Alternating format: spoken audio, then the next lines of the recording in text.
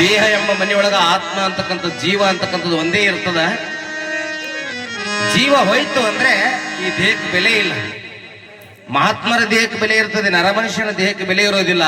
ಅದಕ್ಕೆ ಬರೀತಾನೆ ಶರೀಫ, ಇದರ ಹಾಲು ಹೋಯ್ತಂದ್ರ ಹ್ಯಾಂಗಿರ್ಲಿ, ಒಬ್ಬಕ್ಕಿದೀನಿ ಸಂಸ್ಕಾರ ಇಲ್ಲ, ಈ ದೇಹಕ್ಕೆ ಸಂಸ್ಕಾರ ಇಲ್ಲ ಅಂತ ಬಹಳ ಚಂದ ಹೇಳ್ತಾನೆ. ಏನ್ ಚಂದ ಗೆಳತಿ ಗೆಳತಿ ನಾವೊಬ್ಬಕಿ ಈ ಮನಿಯಾಗ ಹ್ಯಾಂಗಿರಲಿ ಹ್ಯಾಂಗಿರಲಿ ಹ್ಯಾಂಗಿರಲಿ ಹ್ಯಾಂಗಿರಲಿ ನಾವೊಬ್ಬಕಿ.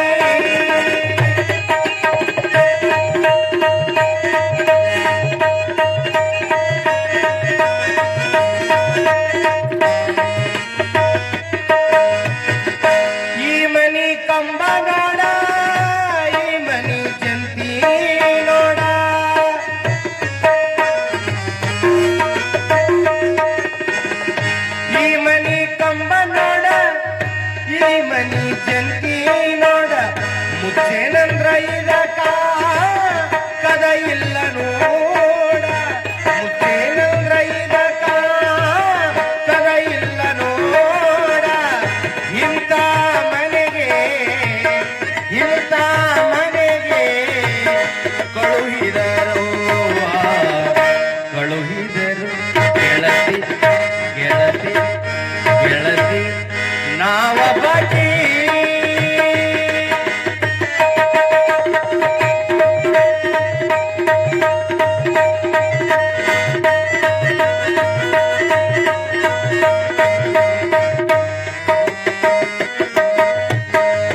ಗಂಡನಿಲ್ಲದ ಮನೆ, ಮಕ್ಕಳಿಲ್ಲದ ಮನೆ.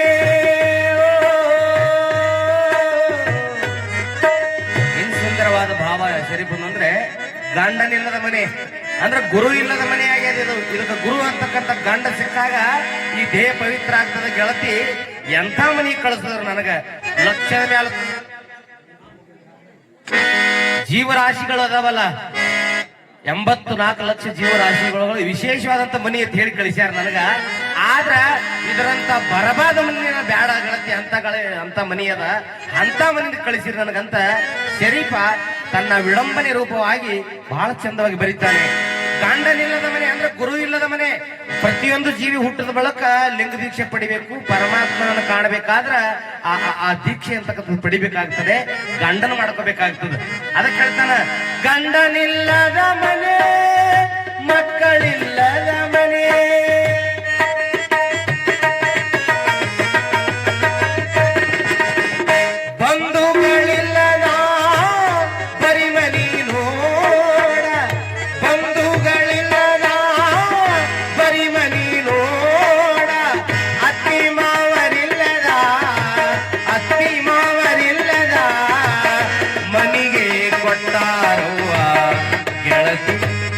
ಗೆಳತಿ ಗೆಳತಿ ನಾವೊಬ್ಬಕಿ ಈ ಮನಿಯಾಗ ಹ್ಯಾಂಗಿರಲಿ ಹ್ಯಾಂಗಿರಲಿ.